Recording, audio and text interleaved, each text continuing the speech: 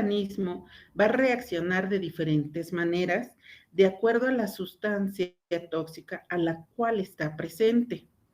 Por eso, cuando nosotros estamos en contacto con alguna sustancia, nuestro organismo pudiera o no reaccionar.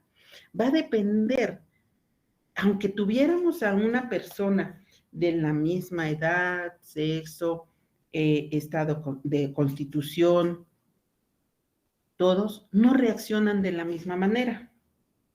Es un ejemplo, un ejemplo que yo les puedo dar ahorita de toxicología. Si nosotros comemos o nos vamos a comer los tacos de la esquina, que vamos a poner lo que son 4 tacos por 20 pesos o por 15 pesos, los que ustedes gusten y manden, sucede que todas las personas que están ahí en ese grupo, lo comen y algunas personas empiezan, después de ingerirlo, después de tomarlo, tienen alguna reacción. Algunos no tienen ninguna reacción y comieron la misma cantidad, los mismos tipos de tacos, pero eso es toxicología. Cada organismo reacciona de diferente manera hacia el tóxico al cual estamos expuestos. Por lo tanto, toxicología forense se va a encargar de estudiar los casos de envenenamiento y su muerte. ¿Qué lo ocasionó? Para poder identificar si esa sustancia que la persona que estuvo en contacto fue la generadora de la muerte o no. Hay un caso que a veces se toma en donde se encuentra un cadáver y ese cadáver, por la posición que guarda el cuerpo, se pudiera pensar que haya sufrido una violación. Y entonces, al hacerle la autopsia, en ese preciso momento se determina que la causa de la muerte de la persona fue una sobredosis. Ahí es la causa y se quita la idea de que aunque la postura y la forma incorrecta en que se encontró, el peinado, el rímel todo corrido, el labial, pensaría otra situación, la ropa mal colocada, se podría pensar en esto. Eso es lo que hace toxicología forense. Toxicología primero tiene que identificar qué es un tóxico, qué sustancia es la que te está causando el daño. Y ese daño que te está causando te da una reacción en tu cuerpo. Por eso un tóxico es cualquier sustancia, cualquiera. ¿Por qué? Porque tenemos sustancias de origen animal, minerales, sustancias químicas y biológicas. Tenemos todas estas sustancias que nos van a ocasionar a nosotros un daño. Esto genera un tóxico. Al ingresar al organismo, te va a reaccionar y por lo tanto generaría una toxina. Esa toxina va a hacer que reaccione tu organismo. ¿Cómo va a reaccionar? De muy diferentes maneras. Y les vuelvo al ejemplo del taco, de los tacos de la esquina. A unos les dio diarrea, a otros empezaron con malestar estomacal sin llegar a la diarrea. Otros tienen diarrea y vómito. Otros tienen fiebre, pero no tienen diarrea. No tienen vómito, pero sin embargo tienen fiebre o hipertermia. Entonces, esa es la toxina. Cada organismo va a reaccionar de muy diferentes maneras y esas diferentes maneras lo da algo muy importante, que es la toxicidad. Eso que acabas de comer, esos tacos, te produjeron una toxicidad y esa capacidad del organismo de reaccionar. ¿Para qué? Para eliminar la sustancia. Y cada uno de nosotros va a reaccionar de diferentes maneras. ¿Por qué? Porque va a depender siempre de tu sistema inmunológico. El sistema inmunológico es el encargado para nosotros de tener la capacidad de respuesta hacia los agentes que nosotros estamos ingiriendo. Si estos agentes me están causando tanto daño, le van a ocasionar entonces una respuesta.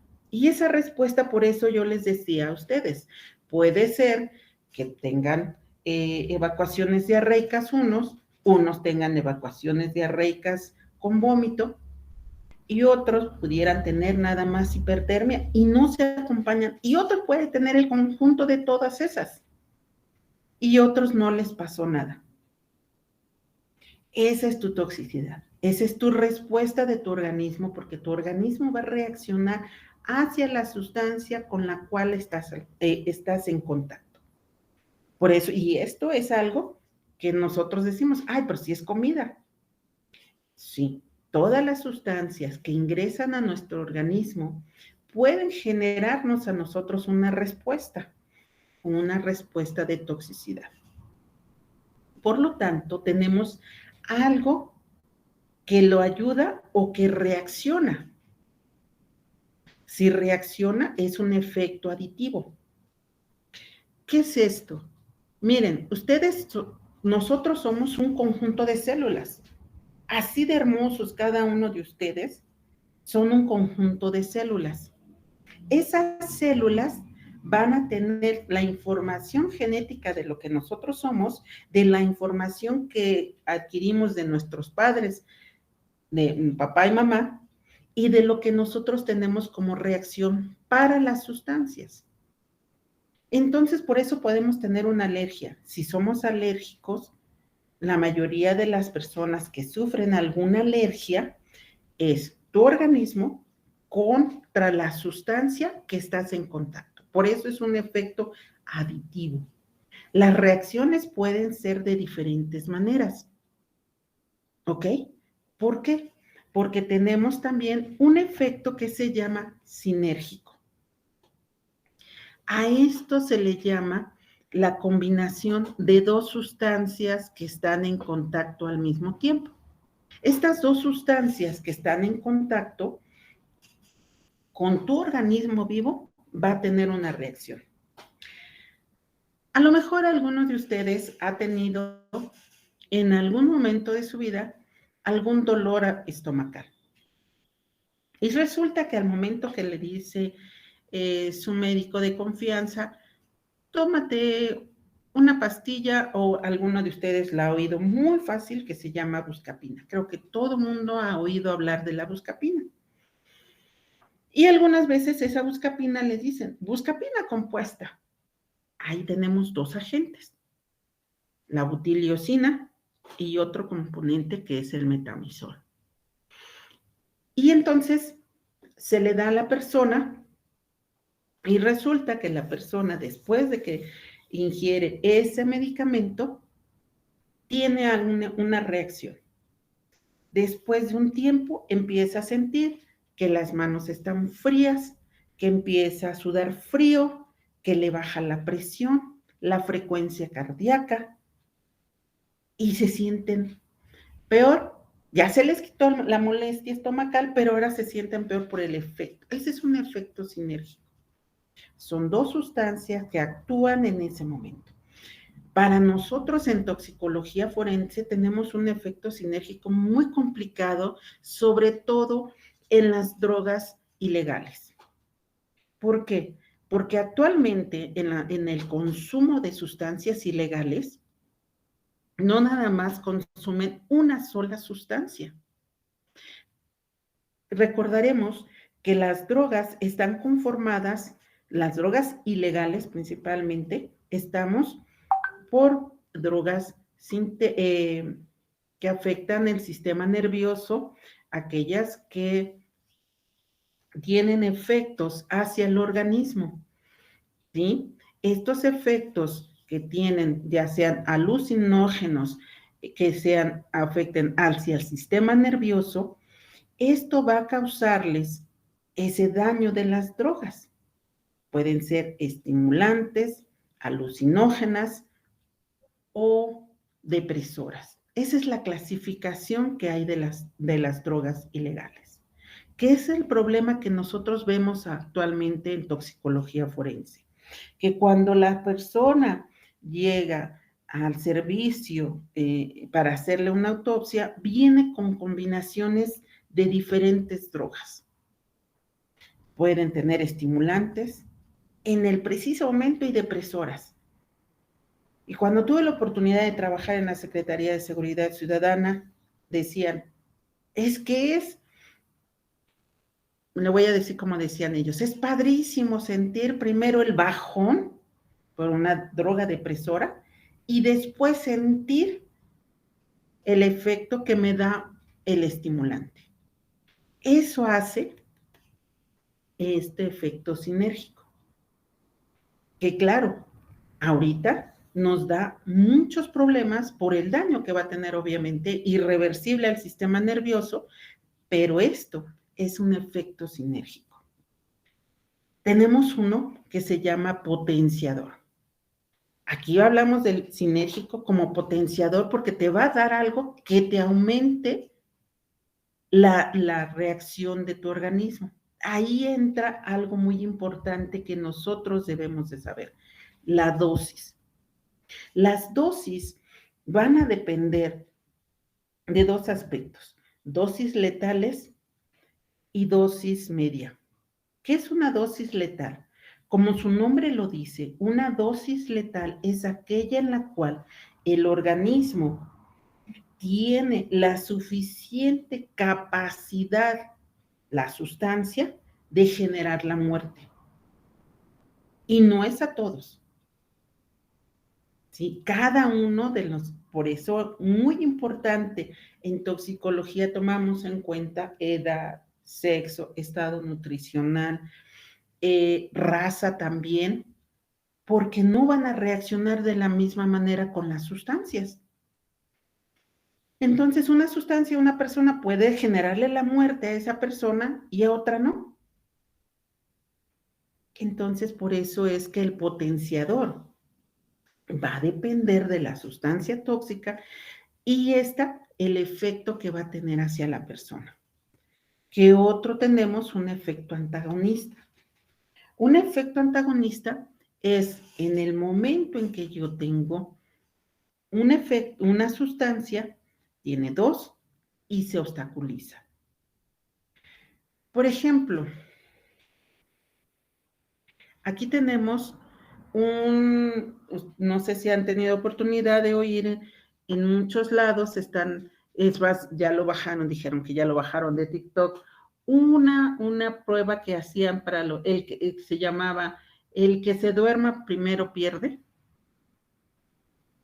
Entonces, y voy a tomar ese ejemplo, porque era un barbitúrico en el cual afecta directamente al sistema nervioso, se utiliza para ciertas alteraciones, por ejemplo, en convulsiones, en personas que sufren de ansiedades, de depresiones, en dosis estándar, va a tener el beneficio. Pero si nos pasamos de una dosis superior, lo que va a ocasionar a estas personas que es una depresión de los centros vulvares y respiratorios y por lo tanto la muerte de la persona. ¿Ok? Aquí viene, ese es mi ejemplo. Ya está tu efecto, pero aquí dices, es que antagonista me estás diciendo que interfiere con la acción de otros.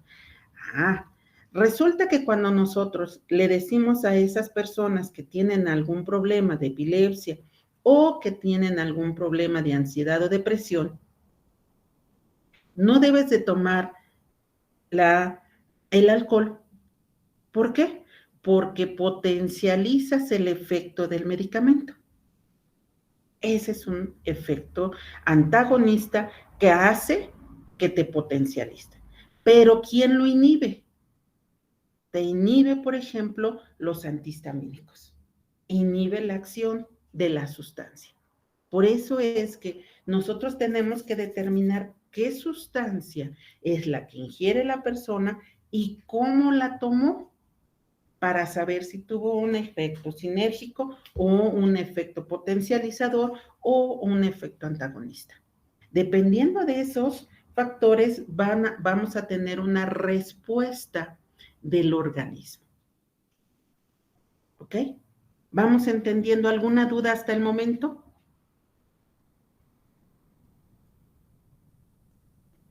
Bien. Cuando nosotros tenemos una sustancia, tenemos sustancia. ¿Hay alguna pregunta? Yo. Gracias. Estas sustancias, al ser ingeridas o al estar en contacto con el organismo, vamos a tener efectos. Doctora Vanessa, sí, alzó la mano.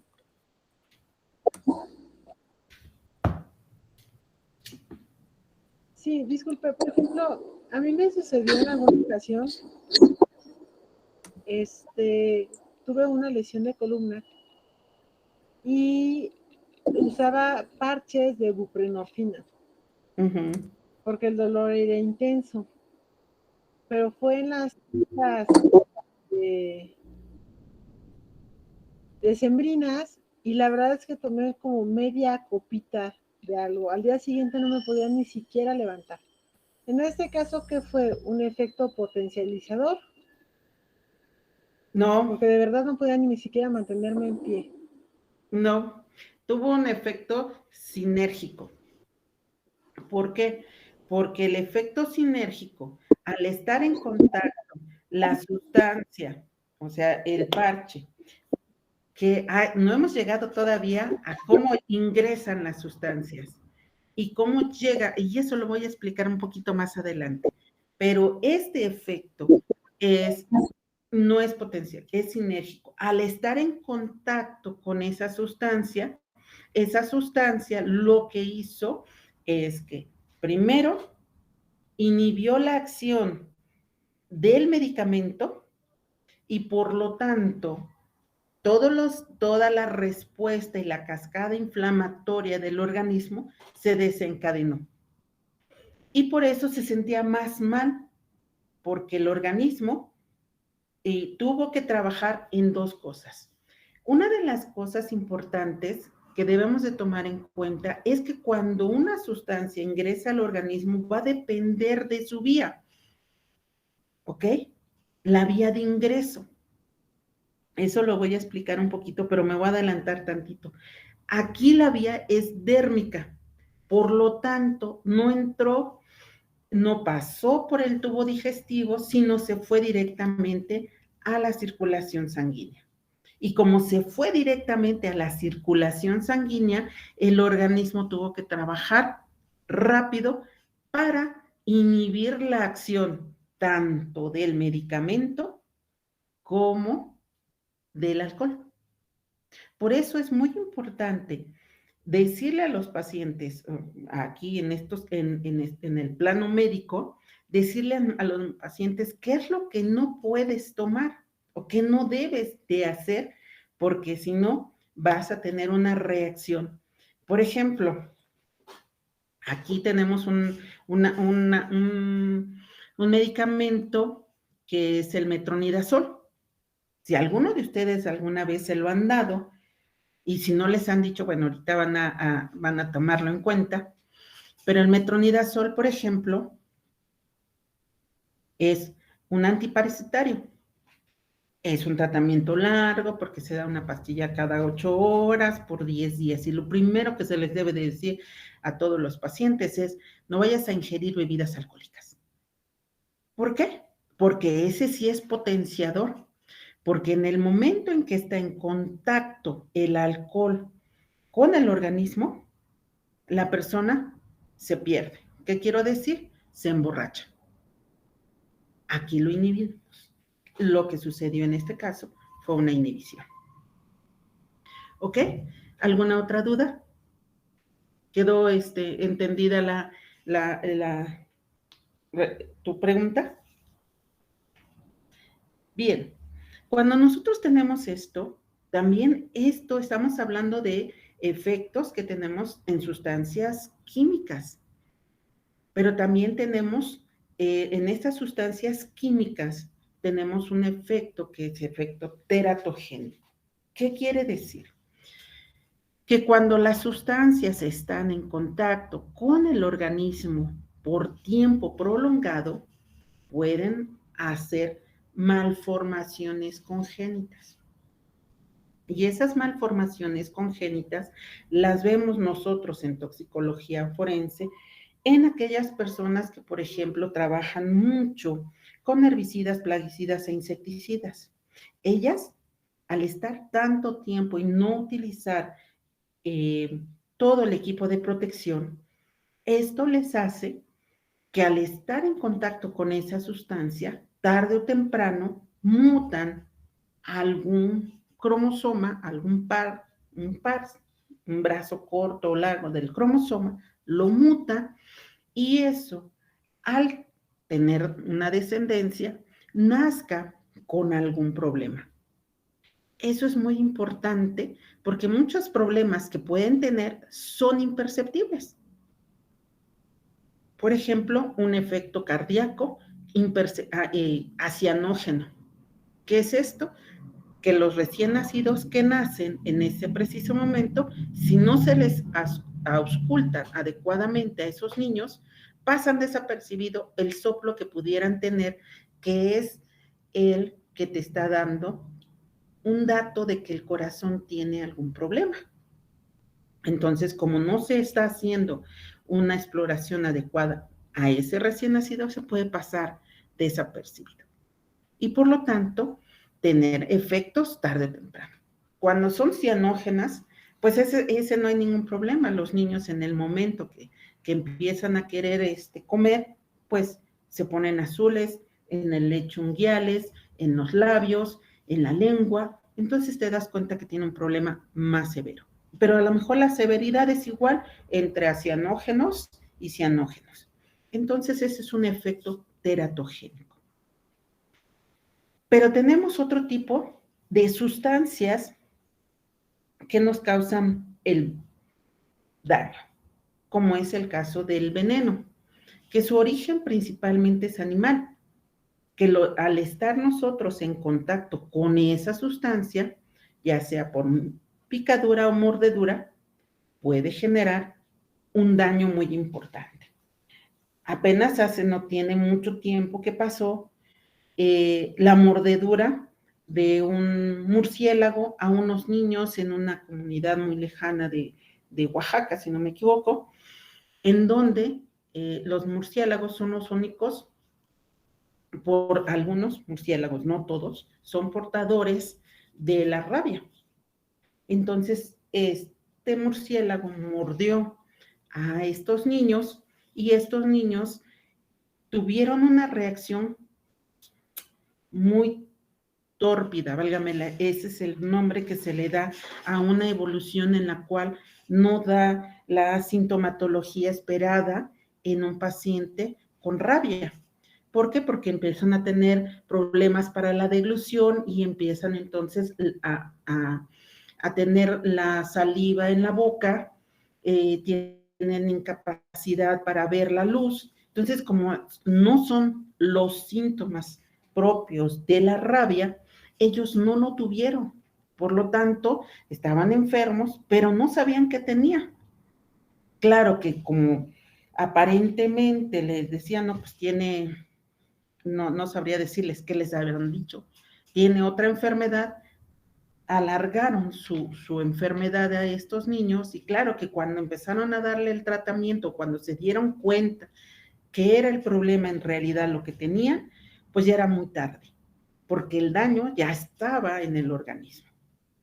Y aquí vamos a tomar en cuenta, y en ese ejemplo yo les puedo decir, aquí eran 3 niños que se mordieron, que eran de diferentes edades, entre 6 y 3 años de edad, y los niños más grandes fueron los que fallecieron y la niña más pequeña sobrevivió. ¿Qué quiero decir?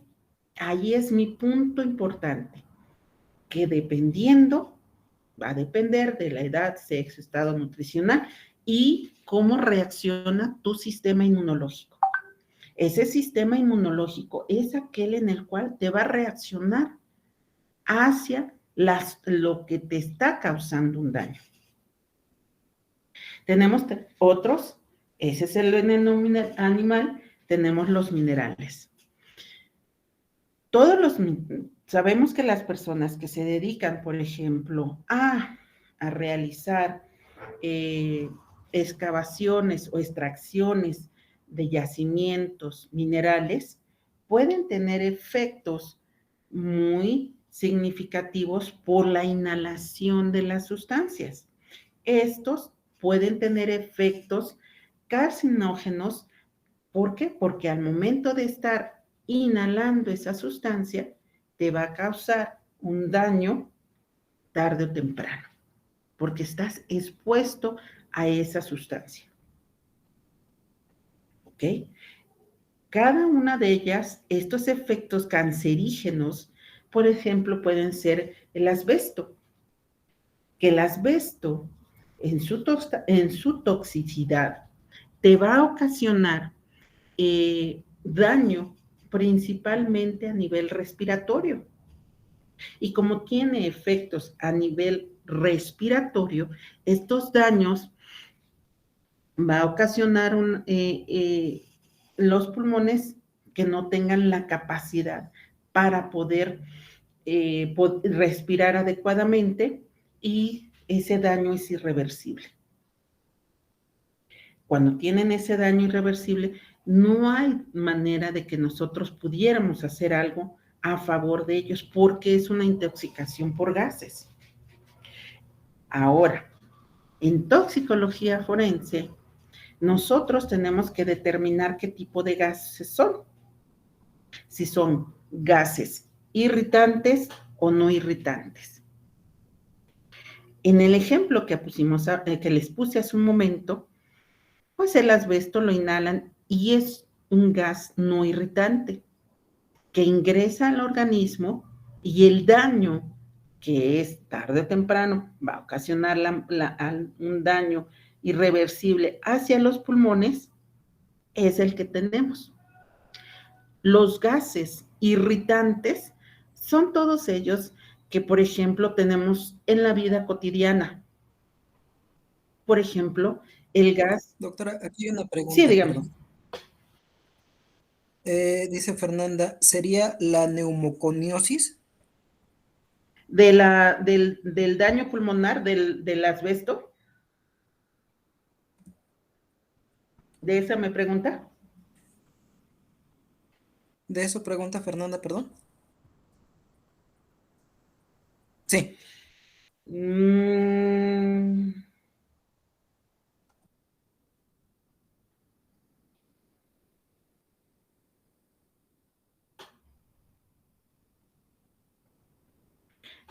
Sí puede dártelo, pero la neumoconosis, como su nombre lo dice, es provocada principalmente por un hongo. Y esto afecta también a los pulmones, pero está dada principalmente por el carbón. Y aquí estamos, o el grafito, o es una sustancia, pero este es el asbesto, y este te va a ocasionar una asbestosis. Y esa asbestosis te causa problemas pulmonares. También esta sustancia que tú estás hablando es por la inhalación también de ciertos componentes, como es el carbón. El polvo del carbón mineral, por ejemplo, también puede estar dada por otras sustancias, como es el grafito que te comentaba hace un ratito, y darte daños a los pulmones. Todas las sustancias, por eso le decía yo, los gases que nosotros tenemos, estos gases te van a ocasionar a ti problemas. Ya, por eso decía, los gases pueden ser no irritantes e irritantes. Dentro de los no irritantes es este daño que tú estás mencionando. ¿Por qué? Porque el organismo no va a detectar que lo que tú estás teniendo es un problema. Entonces el organismo reacciona hasta que ya el daño es irreversible. En estos casos, los gases no irritantes suceden esto. Uno de los gases más conocidos que nosotros tenemos es el monóxido de carbono. Por ejemplo, en sitios donde hay quemado, donde hay zonas donde se está quemando algo, hay humo, y en ese lugar, en ese cuarto donde tú estás, te va a ocasionar que tú inhales monóxido de carbono, pero recordemos algo, nosotros inhalamos oxígeno y exhalamos dióxido de carbono. Dióxido de carbono tenemos 2 carbonos y el monóxido tiene 1. Entonces, como tiene menor peso molecular, se pega en las paredes de los pulmones y entonces por eso tiene el periodo asfíctico de la persona. Para nosotros es muy importante ver si la persona murió en el sitio donde hubo el siniestro, que tenga, por ejemplo, hollín en las fosas nasales, en la cavidad bucal. ¿Para qué? Porque estuvo respirando y con eso sabemos que la persona estuvo ahí. Esos gases no irritantes. Dentro de los irritantes, sabemos que el gas, el butano, metano, todos ellos tienen un componente que son no irritantes, pero que les tienen que agregar una sustancia para que nosotros nos podamos dar cuenta de que ese gas irritante o la fuga, más bien dicho, del gas te va a causar un problema. ¿Por qué? Porque afecta directamente al sistema nervioso. ¿Cuáles son los gases irritantes? Pues son todos los ácidos y bases que van a ocasionarte una irritación. En estos, por ejemplo, tenemos los ácidos. Cuando hay una intoxicación por ácidos, estos causan necrosis. Por ejemplo, los ácidos causan necrosis del tejido, y esta necrosis del tejido va a ocasionar quemaduras, y esta quemadura va dependiendo del tipo de ácido. Por eso les puse aquí, el ácido nítrico da una coloración amarillo y clorhídrico blanco. Y los gases, estas intoxicaciones por ácidos, al estar en contacto con agua, generan vapores, y esos vapores son los que van a ocasionar a tu organismo una irritación. Entonces, sobre todo las personas que están acostumbrados a utilizar este tipo de ácidos para, por ejemplo, lavar los baños. Entonces, esos gases, al estar en contacto con el agua, va a ocasionar ese vapor, y ese vapor es el daño, y esos son daños a los pulmones principalmente. Esto es una intoxicación por ácidos. Por bases hace una licuefacción del tejido, y la mayoría de las personas que están en contacto, hay una degeneración totalmente de la piel, porque la mayoría de las personas ya no se ve tanto que la persona intente suicidarse ingiriendo sustancias ácidas o alcalinas. Ya no, ya es algo muy raro. ¿Por qué? Porque no generas la muerte. Y lamentablemente el daño que tiene a nivel del tubo digestivo es el que tiene más problemas. ¿Por qué? Porque puedes revertir el efecto del ácido o la base y quedarte toda la vida con todo lo que resta de la vida con esa lesión. Y el objetivo que a lo mejor quería la persona era el suicidio, no lo logra. Doctora, dice Rosa, el fluorhídrico, muy especial su efecto. Sí, claro. Esa sustancia es un ácido que es muy fuerte y que se va a ocasionar más daño, y es cáustico. Entonces, la degeneración que tenemos, y por ejemplo ahorita lo estamos viendo mucho en ataques que se le hacen a las mujeres, ¿sí? ¿Para qué? Para desfigurarlas. Es más, este tipo de ácido fluorhídrico causa las quemaduras y degenera totalmente los tejidos y no hay manera de regenerarlos. Estos se van haciendo, se van pegando cada uno de ellos cada vez más para causarles mayor daño. Entonces, eso no lo podemos quitar.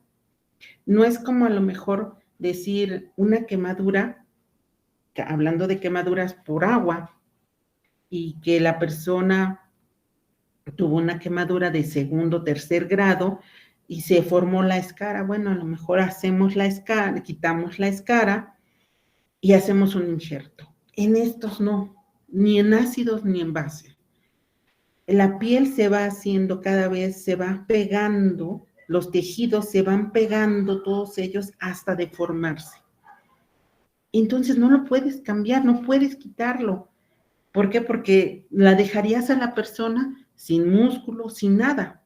Entonces, lo que tiene es esperar, neutralizar y después esperar a ver qué daño, cómo queda el daño, y por eso se les coloca hasta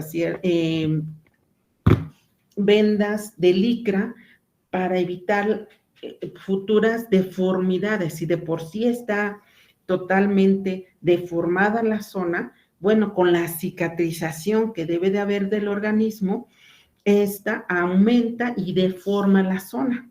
Por eso se necesita colocarle ese vendaje compresivo o vendas de licra para que no se siga deformando la zona. ¿Ok? Bien. Una vez entendido cómo el organismo tiene que tener esto, vamos ahora sí a lo que nos atañe, que es la toxicocinética. Una vez entendido esto, que vimos que va a depender de qué, de la vía que nosotros vamos a utilizar. Vean ustedes, si nosotros ingerimos o tomamos un medicamento, una sustancia por vía oral, este efecto yo lo voy a tener en un lapso aproximado de 1 a 2 horas. ¿De qué va a depender de este efecto? Pues va a depender de si mi estómago está lleno, acababa yo de comer, y yo espero que hasta que pase todo el proceso de digestión y el medicamento tenga o la sustancia reaccione. ¿Ok? Si yo lo doy intravenoso, el efecto lo voy a tener en 5 minutos.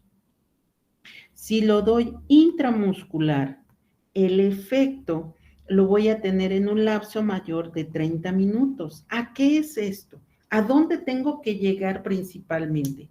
A la circulación. Cuando me preguntaban hace un ratito de un parche, es una vía de ingreso dérmica, en donde pasa directamente a la circulación sanguínea. Entonces, en toxicocinética, ¿qué tengo que ver? ¿Cómo o el tiempo que tarda el organismo al estar en contacto con esa sustancia? Por eso todas las dosis se tienen que calcular de acuerdo al peso de la persona, a la talla, para poder tener entonces, ahora sí lo que habíamos hablado hace un ratito, de una dosis letal o una dosis media. ¿Por qué? Porque va a depender de qué es lo que... Hay personas que válgame la expresión, dicen, yo quiero hacer sufrir a la persona, pues yo lo quiero hacer una muerte pequeña. ¿Qué quiero decir con esto? Entonces yo le voy dando o administrando una sustancia vía oral de modo que vaya minando ese organismo. Por eso es toxicocinética. ¿Cuándo es esto? Cuando el organismo está en contacto con esa sustancia, dependiendo de la vía que yo ya les expliqué, va a tener una reacción. pero esa reacción se le llama toxicodinamia. La toxicocinética tiene que hablar sobre cómo ingerimos o cómo procesa el organismo la sustancia al estar en contacto. Entonces, necesita varios mecanismos. ¿Cuáles son los mecanismos que va a necesitar? Una absorción, una distribución, una biotransformación y una eliminación. El organismo forzosamente al estar en contacto con un tóxico o con una sustancia, ya sea biológica, la sustancia que ustedes gusten y manden, va a tener que ser absorbida. Entonces, ¿la absorción qué es? Comprende los procesos de liberación del tóxico. Y estos va a tener que pasar por un proceso para que el organismo lo absorba. Y este proceso va a ir encaminado a cómo lo absorbió o cómo lo tiene que ir absorbiendo. Estos iones o estos mecanismos, moléculas que tenemos en el organismo, estas moléculas que ingresan al organismo deben de absorberlas dependiendo de qué es lo que le estamos dando y su mecanismo. ¿Por qué? Porque va a tener diferentes formas de absorberla. Va a ser por una difusión pasiva, una filtración, un transporte activo y una pinocitosis. ¿Qué es esto? Vean ustedes. Cuando hablamos de una difusión pasiva, es el paso de una sustancia a través de la membrana. La célula, por sí sola, es la que menos quiere tener, tiene una membrana celular que se defiende siempre de todas las sustancias que ingresan al organismo. Ella por eso es difusión pasiva, porque la membrana tiene que tener la resistencia suficiente para que no sea vencida y pase la gente, pase la toxicidad al organismo. La membrana tiene que luchar contra esa sustancia, por eso una difusión pasiva. La membrana va a estar luchando. Al estar luchando, la sustancia, la membrana, va a obtener algo que se le llama filtración. ¿Qué es filtración? Pues pasó a la célula y entonces se absorben los iones. El organismo lo está absorbiendo. Al absorber estos iones, entonces va a tener un transporte activo. Ya pasó la membrana, ya llegó a la célula. Entonces la célula va a decir, ¿qué es lo que voy a hacer con ella? ¿Hacia dónde me voy? O se va hacia el organismo, va a seguir en la circulación y este va a tener un efecto, o le hace algo el organismo que se llama endocitosis, que es donde invagina la célula a la sustancia y por pinocitosis elimina la sustancia. Entonces, al eliminar la sustancia,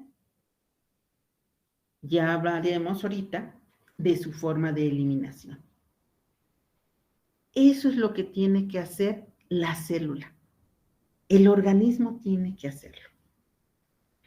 De una manera muy sencilla para explicárselos a ustedes es cuando ustedes tienen mucha hambre, cuando ya son las 6 de la tarde y no han comido. A muchos de ustedes, o a muchos de nosotros, nos duele la cabeza, andamos de mal humor, empezamos a bostezar, ya no tenemos ganas de hacer nada. ¿Qué hacemos en ese momento? Pues a lo mejor, pues me encontré a lo mejor un dulce que tiene glucosa, ¿verdad? Me lo tomo y empiezo a chuparlo en la boca. En la parte de abajo de nuestra lengua tenemos vasos sanguíneos y es una vía sublingual. Entonces, aunque estamos pasando una parte por el estómago de glucosa, del dulce, otra parte la absorbe por debajo de la lengua hacia directamente a la circulación. Y por eso cuando nosotros nos damos cuenta, empezamos a sentir que se nos quita el mal humor, ese sueño, ese cansancio, pero no supimos cómo pasó, si apenas me comí el dulce. Bueno, pues es por eso. Entonces el organismo pasa a la membrana y lo absorbe y dice, ah, bueno, esto es algo que le va a generar esto, pasa directamente a la circulación sanguínea y por lo tanto tiene un efecto rápido en nuestro organismo. Aquí el organismo no lo elimina, aquí el organismo lo absorbe. ¿Por qué? Pues porque no tenía los suficientes nutrientes, porque no hemos comido. ¿Quedó entendido esta parte? Por eso el organismo en la absorción va a depender de qué vía nosotros utilizamos o qué vía se utilizó para tener el efecto que nosotros queremos. Entonces, por eso las diferentes vías de ingreso de una sustancia va a ser respiratoria, como les decía yo a ustedes, en los minerales, en las personas, mineros que trabajan, inhalan las sustancias, eso es una vía de ingreso. Dérmica, cuando estamos colocando, por ejemplo, ahora sí, hace un ratito me decían, del parche, esa es una vía cutánea o dérmica. Parenteral, que yo le coloque un suero a una persona, y la mucosa. Por eso muchas veces vamos a depender de qué vía utilizaron y sobre todo la toxicidad de la sustancia. Por ejemplo, una sustancia que hasta nuestros días se sigue utilizando y que fue descubierta desde hace muchos años es, por ejemplo, la cicuta. La cicuta es una sustancia tan letal que no requerimos una cantidad de gramaje más fuerte de lo que debe de ser. Se necesita una cantidad mínima en miligramos que es lo suficientemente letal para matar a una persona. Por eso la vía de ingreso no se pelea con la vía de administración. Esto es uno de los puntos importantes que a veces en toxicología forense confunden las vías de ingreso con las vías de administración. Porque las vías de ingreso es quién va a ser el receptor de tu vía de administración, quién lo va a recibir y qué efecto es el que vas a tener. Por lo tanto, cuando nosotros hacemos una vía de ingreso, esta va a tener algún daño. Esta va a tener una distribución. Ya la absorbió el organismo, ya está el organismo absorbiendo esta sustancia, por lo tanto ahora va a ser distribuido hacia los diferentes órganos. ¿Quién es el principal órgano que si es una vía oral? El hígado. El hígado. Doctora, Mande usted. hay un comentario aquí, dice Vanessa, la difusión pasiva es a favor del gradiente de concentración, por ello la entrada del tóxico es más fácil. Es correcto. El gradiente de concentración, entre menos peso molecular tenga, es más fácil de absorber al organismo. Mientras más peso molecular tenga, es más lenta la absorción de una sustancia. Por eso la difusión pasiva va a depender del gradiente de concentración o la sustancia a la cual estamos hablando. Entre más tóxica sea la sustancia, mayor sea el daño, más rápido que nosotros estamos viendo. Y por eso su distribución va a depender, que les decía yo a ustedes, va a depender de cómo ingresó la sustancia. Si entra directamente, si es vía oral, pasa al estómago, la absorción del estómago y posteriormente va al hígado. Entonces, es más lenta su absorción. Si es una vía intramuscular, tiene que entrar a la circulación y por lo tanto su distribución va a depender del tipo de sustancia, porque en el momento en que se puede precipitar. ¿Qué me refiero a esto? Cuando intramuscularmente colocamos una sustancia, hay sustancias que se pueden precipitar con la grasa, la grasa que tenemos en la región glútea. Entonces, suministramos o administramos ese medicamento y hay personas que en ese preciso momento que les estás colocando ese medicamento les causa mucho dolor. ¿Por qué? Porque la precipitación o al estar en contacto el medicamento con la grasa se precipitan y causan dolor por ese medicamento estar en contacto con la grasa. Pero la absorción es mucho más lenta. Por eso su distribución a la hora de tener un efecto ya lo absorbió la grasa y esa grasa va a tener y va a degradarlo, va degradando la sustancia. El organismo debe de pasar por esa degradación de las sustancias y de esa va a depender la biodisponibilidad. ¿Qué es la biodisponibilidad? La biodisponibilidad de la sustancia es la cantidad de sustancia que va a tener el organismo. El organismo puedo yo darle una sustancia, una cantidad, por ejemplo, 500 miligramos de una sustancia X, pero la vía de ingreso es vía oral y al momento de ser absorbida por los ácidos que tenemos en el estómago, esos 500 miligramos ya no son en su totalidad. Entonces, cuando entran a la circulación, ya esa circulación ya no vamos con 500 miligramos. Y entonces, cuando queremos el efecto va a dar el resultado que deseamos, pero la absorción va a ser totalmente diferente. Por eso la biodisponibilidad va a depender de eso.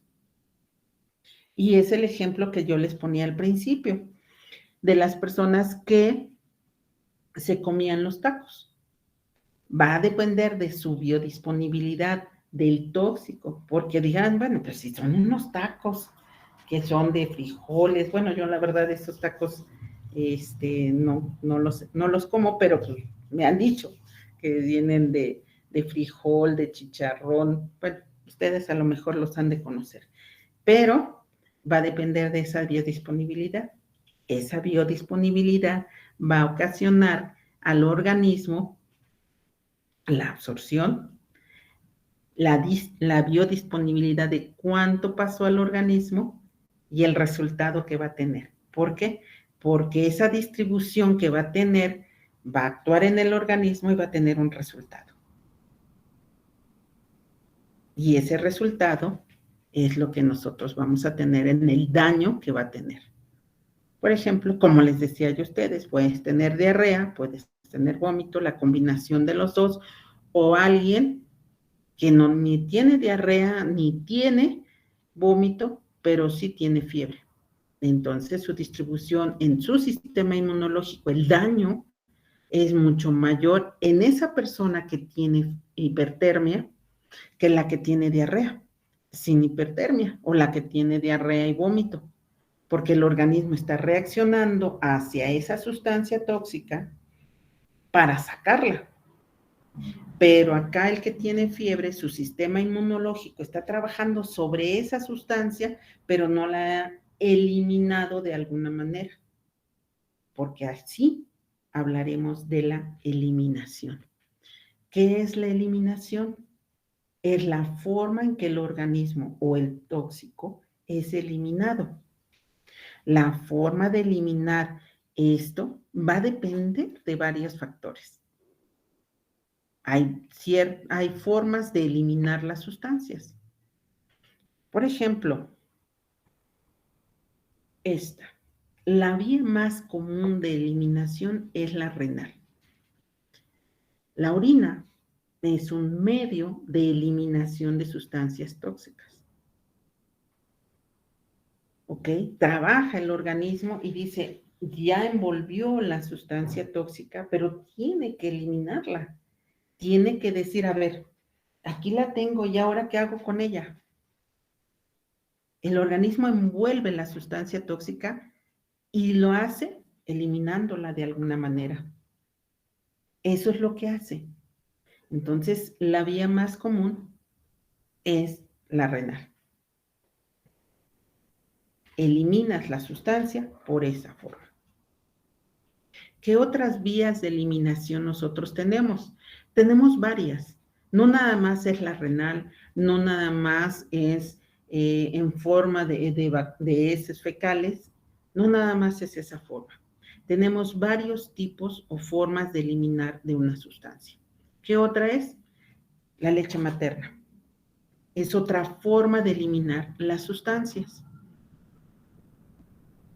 Esa es una forma en la cual el organismo dice, tengo que sacar esta sustancia tóxica de alguna manera. Estoy sacándola, pero sí puedo por acá. Por eso es que los fármacos, nosotros tenemos fármacos y ustedes ven la mayoría o la gran mayoría de los medicamentos dice no suministraron a personas que están lactando. ¿Por qué? Porque sabemos perfectamente que un porcentaje de esas sustancias se eliminan también por la leche materna. Y entonces el producto va a tener reacciones de acuerdo a la sustancia que yo le estoy dando a la persona, de acuerdo a la eliminación.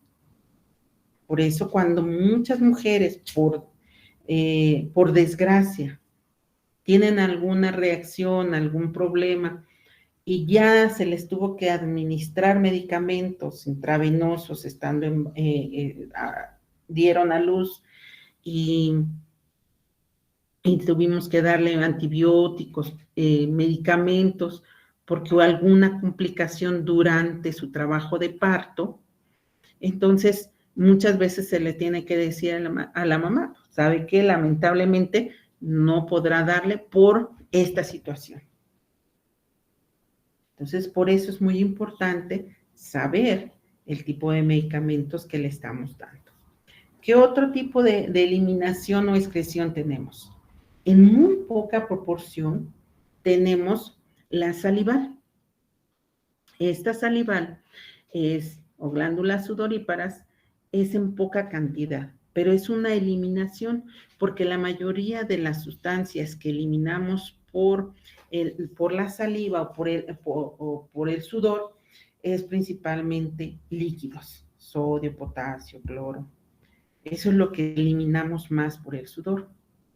Cuando se tienen dosis sumamente altas o estas dosis, hay dosis inclusive, por ejemplo, si se les han inyectado complejo B, el complejo B tiene esa cualidad de ser eliminado por las glándulas sudoríparas y hasta por la excreción salival, porque los mismos pacientes dicen, es que me sabe la lengua hierro, ¿sí? Me siento que huelo así como si tuviera yo hierro, como si estuviera yo emanando hierro. Bueno, pues sí, efectivamente, es una vía de eliminación también.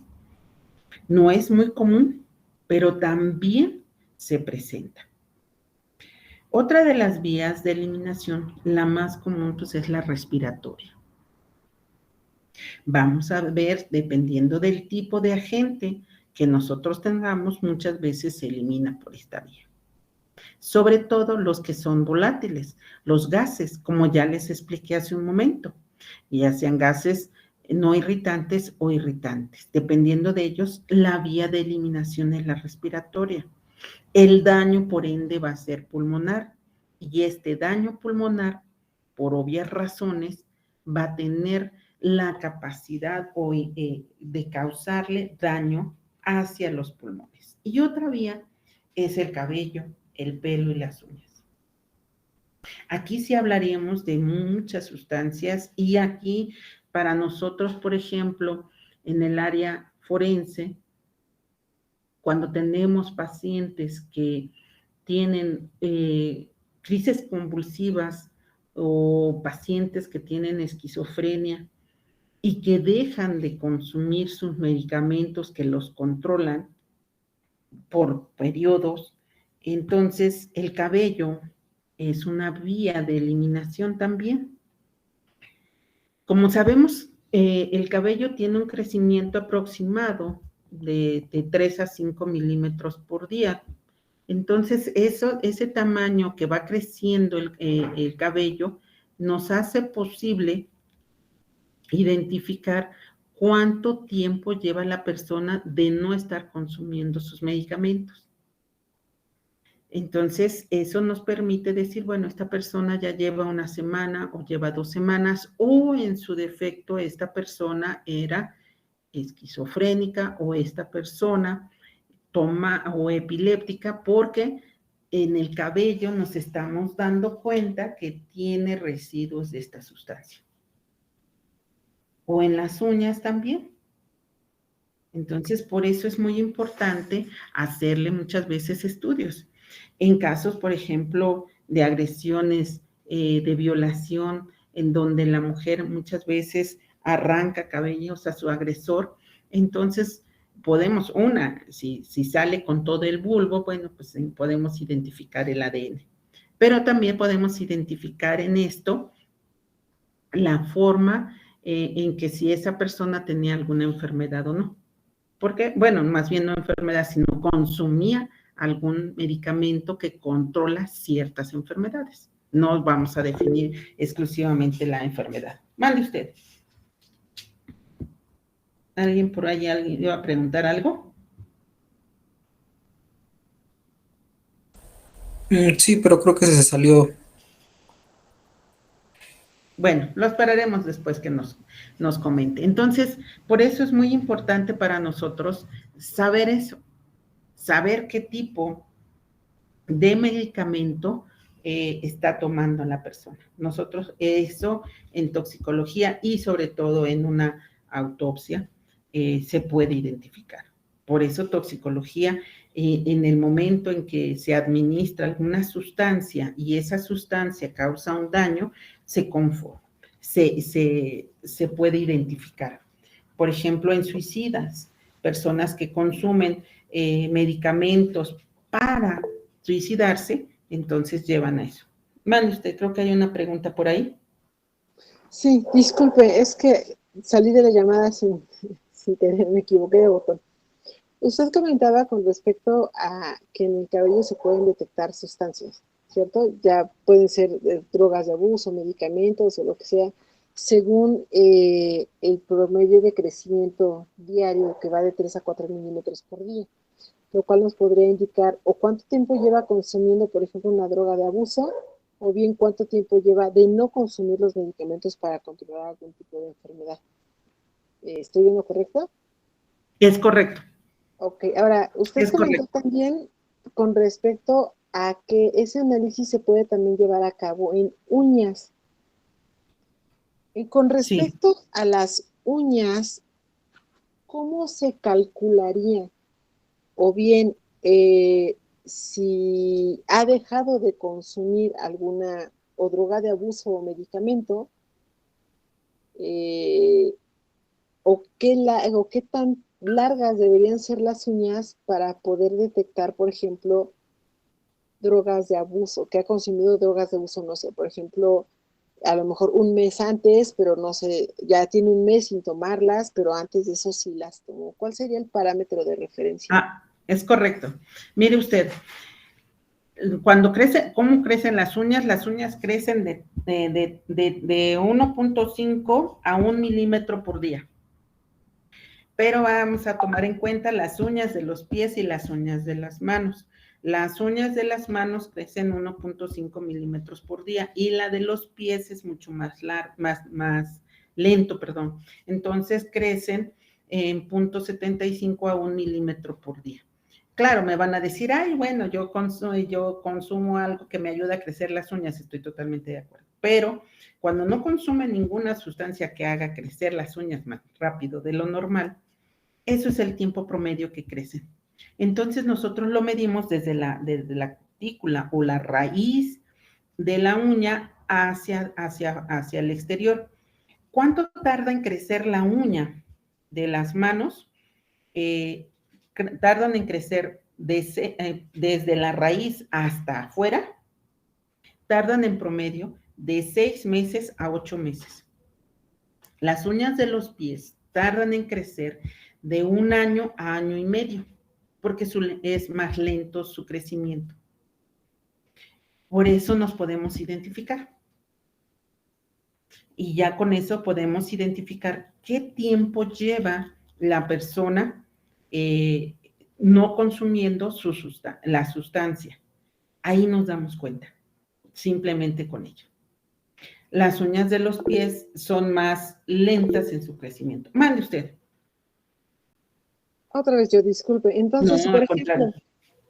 si yo tomo una muestra de uñas, es decir, le corto un pequeño fragmento de las uñas, obviamente de la parte distal o de la parte de la raíz, tomando en cuenta esta parte del crecimiento del dedo ya hasta acá, si yo encuentro drogas de abuso en este nivel, tendría que sacar, por ejemplo, pues de acuerdo a este tiempo que me está diciendo, si es de la mano, son de 8 meses aproximadamente de haber crecido. Hasta De 6 a 8 meses. de 6 a 8 meses. O sea que entonces podríamos decir que tiene más de 8 meses consumiendo esa droga de abuso. Es correcto. Ah, ok. Sí, Perfecto. ahí con eso, Gracias. por ejemplo, si la uña te sale completamente hasta afuera con datos de consumo de alguna sustancia, la tienes entonces esa persona ya tiene o 6 meses a 8 meses de estarla consumiendo o más tiempo, ¿sí? Si la persona deja de consumir, por eso es que cuando una persona que consume alguna sustancia ilícita, para considerarla que ya su organismo empezó a dejar de estar intoxicado por esa sustancia y que a lo mejor, porque todas las personas que consumen drogas ilegales son adictos aún dejando de consumirla. ¿Por qué? Porque el organismo o el cerebro se queda, el cerebro se queda con la información en los neurotransmisores, porque ahí vamos a ir al cerebro directamente, y en los neurotransmisores son los encargados de recibir esa sustancia. Y esos neurotransmisores son los que se hacen dependiente de las sustancias ilegales. Entonces, cuando suprimimos, por eso viene su síndrome de abstinencia y es sumamente violenta la síndrome de abstinencia. Inclusive el síndrome de abstinencia comparado con el alcohol, con las drogas ilícitas, ilegales, es más aparatoso en las ilegales que el síndrome de abstinencia del alcohol. Porque el cerebro manda estímulos dolorosos, manda convulsiones a los pacientes y es sumamente aparatoso este síndrome. Por eso es que las personas son adictas todo el tiempo, porque si vuelven a consumir la sustancia, es volverle a dar al cerebro algo que ya conocía y que le gustó a los neurotransmisores. Entonces hacen y dicen, ya llegó algo que yo conozco y que me causa un placer. ¿Cuánto tiempo tiene que esperarse? 3 meses para considerar que no haya recaída en una persona adicta a sustancias ilegales. Después de 3 meses no significa que esté curada la persona, significa que ya su síndrome de abstinencia ya pasó y que tenemos todavía un tiempo prolongado para evitar que vuelva a consumir una sustancia. Mande usted. ¿Hay una pregunta por ahí? Sí, doctora. Dígame usted. Me imagino que no ha abierto su micrófono, Martín. A ver si ya me escuchan. Sí, ok. Sí, es correcto. Bueno, la pregunta es la siguiente. ¿Cuánto tiempo se debe de considerar para poder decir que libró la abstinencia y que ya puede entrar a otra etapa de no consumo? Le vuelvo a repetir, si pasan los 3 meses, ya libró el síndrome de abstinencia, pero la dependencia nunca. Bueno, es que yo tengo me han caído detenidos que dicen que tienen un año sin haber probado. Ya libró la barrera de la abstinencia, pero Claro, al año volvieron a consumir y cayeron a lo mismo. Entonces, sí, no se va a quitar la dependencia. Va a nunca, poder librar la abstinencia, pero no la dependencia. es correcto. Ok, Ay, perdón, diga usted. sí, está bien. Ah, gracias, disculpe. A lo mejor lo interrumpí, discúlpeme. Mire usted, le repito, el cerebro, en el cerebro tenemos neuronas. Esas neuronas tienen comunicación entre ellas y entre ellas no se tocan, pero sí hacen algo que se llama sinapsis. Esa sinapsis es la comunicación que hay entre una neurona y otra neurona, ¿ok? Entonces, tenemos neuronas motoras, que es las que nos permiten poder caminar, poder movernos, poder hacer lo que nosotros querramos hacer. Tenemos otras neuronas que son las sensitivas, que son las que nos permiten sentir, ¿sí? Que alguien, que por ejemplo pasamos la mano y sentimos, ¿no? Y hay otras que se llaman internupciales. Esas internupciales conectan a la neurona motora con la sensitiva, ¿ok? ¿Quedó entendido eso? Bien, dentro de esa sinapsis hay unos componentes pequeñísimos que son los neurotransmisores. Esos neurotransmisores son los que nos permiten a nosotros tener la capacidad de poder estar contentos, alegres, reaccionar hacia un evento que cúrrele porque si no vas a llegar tarde a la escuela o al trabajo, entonces sales disparado, entonces tienes adrenalina, noradrenalina. Eso se le llama neurotransmisores. Dentro de esos neurotransmisores tenemos unos que se llaman serotonina y dopamina. La serotonina es la que nos da, esa es la que muchos los llaman los neurotransmisores de la felicidad, porque cuando nos dan una buena noticia, estamos alegres, eso te da el neurotransmisor, la serotonina, esa capacidad de poder estar alegre. Te dan una mala noticia, la serotonina se baja, ¿por qué? Porque tiene una tristeza en ese momento y entonces podemos llorar. La dopamina también interactúa en esas funciones. Bien, cuando nosotros o cuando la persona consume alguna droga ilegal, actúa en estos neurotransmisores. Entonces, por eso las drogas son estimulantes, porque hacen que serotonina se aumente o aumente la capacidad del cerebro para tener un estímulo. Y ese es estimulante, ¿sí? Hay otras drogas que también conocemos que son depresoras, que bajan el estado de ánimo de la persona. y otras que son alucinógenas, que pueden ser visuales, kinestésicas, auditivas. Bueno, pero las estimulantes son las que van en ese orden de los neurotransmisores. Por eso le digo a usted, suspende la cantidad de sustancia, la suspende, entonces viene su síndrome de abstinencia, y al tener ese síndrome de abstinencia, la persona lo que va a tener son todas las afectaciones, porque los neurotransmisores te dicen, oye, ¿y mi dosis?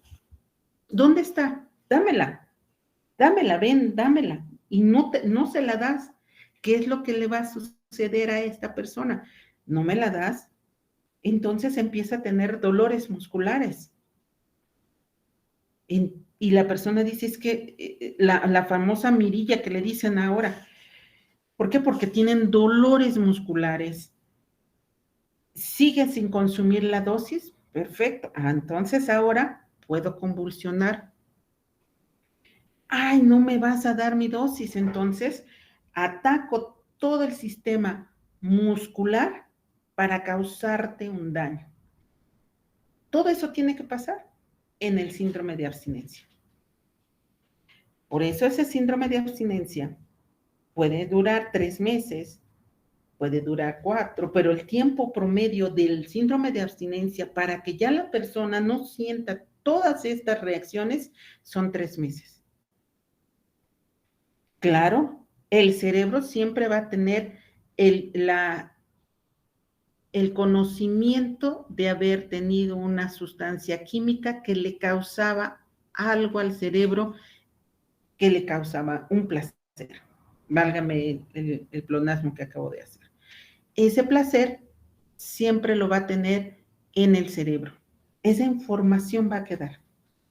Y claro, si la persona vuelve a consumir al año, a los 5 años, a los 2 años, pues claro que sí, porque siempre va a ser una persona adicta a la sustancia.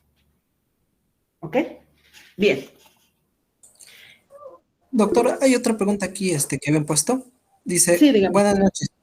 Olivia dice, buenas noches. Una duda. Buenas noches. En el caso de la excreción en orina de drogas de abuso, el consumo excesivo de agua previo a un análisis toxicológico, ¿puede aumentar la presencia de la droga o disminuirlo? Cuando nosotros tenemos consumo de lo único que hacemos en la orina es nada más líquidos. La concentración se permanece. Mira, como explicaba yo, la célula tiene que luchar con la sustancia, la membrana celular tiene que luchar contra esa sustancia. La única sustancia que pasa sin ver a la célula, válgame la expresión, es el agua. Entonces vas a decir, ¿va a degradar esa sustancia? No, porque la concentración va a quedar. Siempre va a tener la presencia de sustancias ilegales en la orina. Lo que te da las pruebas de orina es la presencia de una sustancia. ¿Qué quiero decir esto? Tú colocas en un frasco estéril una cantidad de orina, y esa cantidad de orina metes tu tira reactiva, y esa tira reactiva va a pintar para decirte qué sustancia es la que consumió la persona. No te va a decir el gramaje que tiene el organismo. Lo que hace en la orina y en sangre es determinar qué sustancias consumió la persona. ¿Ok? No la va a diluir, te va a hacer presente porque tú la vas a hacer en una tira reactiva y ahí va a estar presente. La pinta.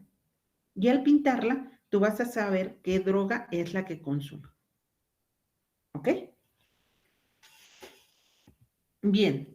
Vanessa levantó la mano y ya después leo otra pregunta, doctora, por favor. Dígame usted. Otra vez yo, otra pregunta. En el caso, por ejemplo, de cuando se hace análisis de orina, realmente lo que se detecta es el metabolito, ¿cierto? Sí, yo tengo... ¿Cuáles si veces fecales y demás? Ujú. Si me voy a la sangre, todavía tendría que detectar, por ejemplo, la droga. Sí. Y en el cabello y en las uñas, ¿qué detecto? ¿La droga o el metabolito? No, nada más la droga. ¿Cuánto tiempo lleva de consumirla? Nada más. No te Ah, va a ok. decir, o sea, sí puede decirte cuánto tiempo lleva de no consumirla por el crecimiento de las uñas y el cabello. ¿Ok? Ese es el tiempo. Si ya sabemos que tarda de 6 a 8 meses, pues ya sabe el tiempo que lleva consumiendo. Si ya tiene en la punta, pues ya sabemos que tiene más de 8 meses de estarla consumiendo. ¿Ok? Si yo voy a hacer una prueba de orina, voy a determinar con una tira reactiva si la persona está consumiendo alguna sustancia. Yo voy a corroborar esa prueba, que por cierto, los derechos humanos, recuerden ustedes que los derechos humanos no nos permiten en el área médica realizar pruebas toxicológicas para la determinación de drogas, ¿sí? Porque ahí sí estamos vulnerando los derechos. Por lo tanto, esa prueba se hace en, en fiscalía, ya cada quien en su estado de la República de donde estén, ahí en fiscalía, aquí en Puebla C5, en C5 el médico forense tiene que, si hay la indicación presuntiva de que la persona consume o consumió alguna sustancia, entonces en ese momento se le manda a hacer la prueba toxicológica o más bien la prueba sanguínea para determinar qué sustancia es la que consumió. Eso sí se hace. La única prueba que se hace en todos los detenidos aquí en Rancho Colorado es la de alcohol. Es solamente el aire expirado en una pipeta en donde se determina el grado de alcohol. ¿Ok? Bien. ¿Alguna Y otra luego duda? otra pregunta que estaba aquí, doctora, dice Alejandro, doctora, ¿a qué tiempo se puede considerar una persona adicta a alguna droga? Desde el momento de cuando una persona se considera adicta, desde el momento en que la persona está consumiendo y se hace dependiente de esa sustancia. Esa es una adicción. Adicta es aquella persona que al consumir una sustancia, ella, el mismo organismo, no permite que dejes de consumir esa misma. Entonces, esa es una adicción. Te haces adicto a esa sustancia en el momento que el organismo ya deja más bien, no puede dejar de consumir esa sustancia. ¿Ok? Bien, ¿alguna otra pregunta? Porque ahora sí hablamos de cómo el organismo trabaja. Bueno, entonces esto es toxicodinamia. Ahora sí entendimos la toxicodinamia. ¿Por qué? Porque la toxicodinamia, ¿qué quiere decir? Estudia la interacción de los tóxicos y los sitios específicos de acción en los receptores, el estímulo y el efecto. Entonces, lo que estábamos hablando, todo lo que hablamos de las drogas y el efecto que tiene cuando hablé del sistema nervioso y el daño a los neurotransmisores y todo, eso es la toxicodinamia.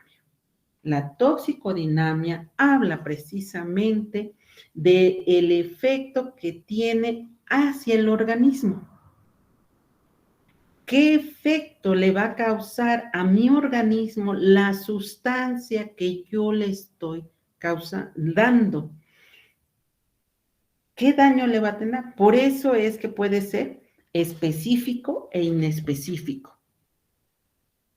Específico, mediante la unión y combinación del tóxico con una molécula. Específico. Ya tienes una reacción. Por ejemplo, si volvemos otra vez a las drogas ilegales, las estimulantes, la persona se va a sentir muy feliz de consumir esa sustancia. ¿Y qué es lo que sucede? Que cuando es un efecto específico, pero placentero, la persona que consume una sustancia ilegal, lo que va a ocasionarles es tratar de perseguir ese efecto de la primera vez. Eso es específico. Inespecífico es cuando la osmolaridad, el pH, nosotros tenemos un pH ligeramente alcalino. El único ácido que tenemos es en el estómago, pero de ahí en fuera todo el pH, nosotros somos ligeramente alcalinos. Entonces puede suceder que el pH que nosotros manejamos, la forma en cómo absorben las sustancias el organismo y la concentración y la viscosidad, el organismo no tuvo una reacción placentera, por ejemplo. ¿Cómo le explico así? Yo tuve la oportunidad de platicar con un militar y él me decía, yo alguna vez estuve en contacto con la marihuana. Dice, pero fue la cosa más horrible que yo pude haber tenido.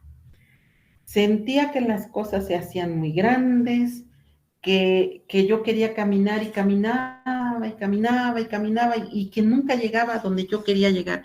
Y no me gustó esa sensación, fue tan fea para mí que no volví en mi vida a consumir una sustancia de ese tipo. En específico es aquello que nosotros no esperábamos tenerlo.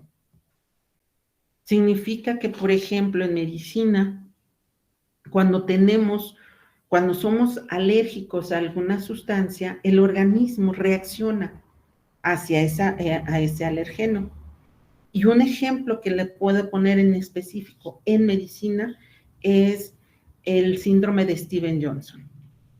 Es una reacción alérgica que tiene el organismo contra mi mismo organismo, que hace que este organismo tenga una quemadura, válgame la expresión, de adentro hacia afuera, porque el mismo organismo reaccionó contra el mismo organismo. Eso es inespecífico. O que el efecto deseado con un fármaco no lo obtuvimos y el paciente no reacciona. Por eso es inespecífico. Tenemos en estos casos, por obvias razones, algo que se llama receptor. ¿Qué es el receptor? El que recibe la información que yo le estoy mandando. Y ese receptor me puede dar una respuesta satisfactoria para que me quite el dolor. Por ejemplo, si me duele la cabeza, el receptor me va a ayudar a que mi respuesta sea lo que yo estoy esperando, se me quite el dolor de cabeza. El receptor reaccione y me dé un beneficio de lo que yo estoy esperando. Pero también el receptor puede decir, bueno, estamos en contacto con el arsénico, por ejemplo, lo estoy respirando y continúo respirando esa sustancia, ese metal, y ese receptor tiene algo específico que tarde o temprano va a generar un efecto cancerígeno, por ejemplo. Tenemos algo que también debe de haber, una afinidad. La afinidad significa la capacidad que tiene el organismo para unirse. Aquí entra, por ejemplo, y volvemos otra vez a las drogas ilegales. Porque el resultado de los neurotransmisores, cuando llega la droga al cerebro, hay una gran afinidad por la sustancia ilegal. El cerebro se hace afín a esa sustancia y por lo tanto tiene su efecto. Por eso dice, esta unión puede ser permanente o reversible. Si esa afinidad es permanente, el daño que tenemos neurológicamente hablando por las personas que consumen las drogas, entonces ellas tarde o temprano van a tener un daño neurológico. irreversible que no va a haber manera de poderlo corregir. Por eso sí, es tan importante, y hablando de términos de drogas, es tan importante la información para las personas, para los jóvenes, porque actualmente el consumo de drogas ilegales está aumentando en la brecha de edades más jóvenes. Actualmente el alcohol se toma en edades desde los 8 años de edad y las drogas ilegales a partir de los 10 años. Esto es una afinidad. En cualquier sustancia tóxica debe de haber una afinidad. Y esa afinidad es una respuesta. Si yo tengo una sustancia que yo le doy una dosis letal, hay una afinidad en la célula y esta célula reacciona y ocasiona la muerte de la persona. Por lo tanto, su eficacia va a depender de que lo modifique. ¿Quién me lo va a modificar? El mismo organismo. Pero eso va a ser dependiendo de la absorción, qué cantidad es absorbida, cuánta es la cantidad que se absorbe en el organismo y que le va a dar una respuesta. La velocidad en la cual la sustancia es ingerida, si es por qué vía y cuál es el efecto tóxico de la sustancia. Yo les decía hace un ratito, tenemos una que se llama cicuta y esa sustancia, esa cicuta es sumamente letal.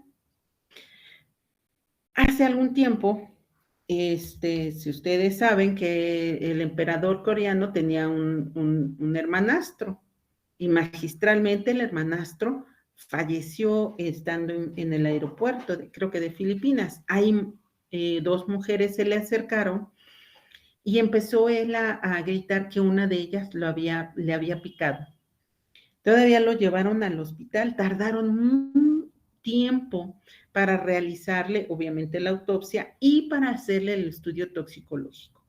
Cuando salió el resultado toxicológico, dijeron que la causa de la muerte de esta persona fue por cicuta y es sumamente letal. Por eso su velocidad va a depender de la gente que lo está causando y también la afinidad o también va a depender del organismo cómo reacciona. La afinidad también es uno de los afectos y la capacidad para producir una respuesta. Cada uno de nosotros va a reaccionar de diferente manera. Por eso, cuando nosotros tenemos la capacidad de no reaccionar hacia una sustancia tóxica, es dependiendo de nuestro sistema inmunológico. Nuestro sistema inmunológico trabaja las 24 horas del día, los 365 días del año, y esta respuesta va a depender de ese sistema inmunológico. Por eso, la edad, sexo, estado nutricional, la raza, intervienen en esta eficacia. Y por eso muchas personas dicen, no, pues yo pensé que le iba a ir peor, pero no le fue peor. Pero si apenitas, bueno, pues esta es la respuesta a cómo reacciona el organismo dependiendo de la vía que nosotros utilizamos y de la respuesta que va a tener el organismo. De esa respuesta, pues obviamente va a depender de esto. La intoxicación puede ser súbita, puede durar minutos y esa es una respuesta sobreaguda o subaguda. ¿Por qué? Porque es rápida. El organismo reaccionó letal en segundos, en minutos le causó la muerte de la persona. Aguda es aquella que es en días. ¿Cuántos días para considerar sobreaguda? Perdón, antes de que me vaya, sobreaguda, ese es en minutos. Aguda es en 24 horas. De 24 horas, máximo 7 días. Subaguda, de 7 días hasta un mes como máximo. Y crónica, mandamos crónico después de 60 días en adelante. Porque la cronicidad en todas las sustancias, por ejemplo, todo lo que no sabemos que nos causa un daño, lo tenemos. Y miren, cuando nosotros vemos, y voy a la tienda de la esquina, y les decía yo a ustedes, en esa tienda tiene ciertas cosas, ¿sí? Ciertas cosas que dicen que tiene exceso de calorías, carbohidratos, azúcares y sodio. Nosotros seguimos consumiendo esas sustancias. ¿Qué pasa? Que, por ejemplo, si tiene exceso de azúcares, tarde o temprano, la resistencia que hace el organismo va a generar que muy probablemente esa persona pudiera ser diabética. Y es una enfermedad crónico-degenerativa que muchas veces no se da cuenta que sus niveles de glucosa están subiendo porque también el organismo tiene un proceso de adaptación.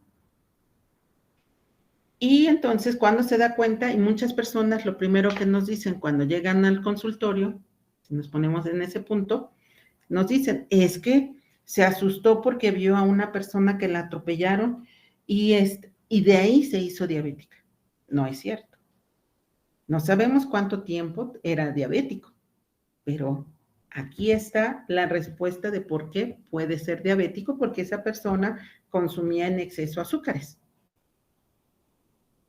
O, por ejemplo, aquella persona que tiene exceso de sodio, ese sodio hace que la persona incremente sus niveles de presión arterial, no se dé cuenta y le dé un infarto.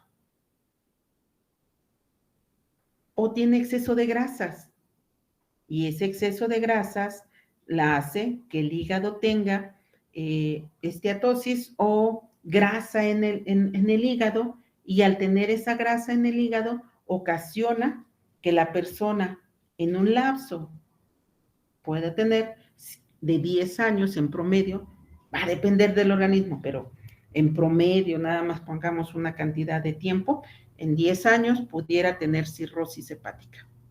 No tuvo cirrosis hepática esa persona. Bueno, pues a lo mejor en unos 15, 20 años la persona tenga cáncer de hígado. Entonces, por eso, ese es el resultado de la respuesta, la toxicodinámica. ¿Qué efectos va a tener hacia el organismo de acuerdo a la vía y lo que nosotros estamos buscando en el organismo? ¿Ok? ¿Alguna duda, pregunta?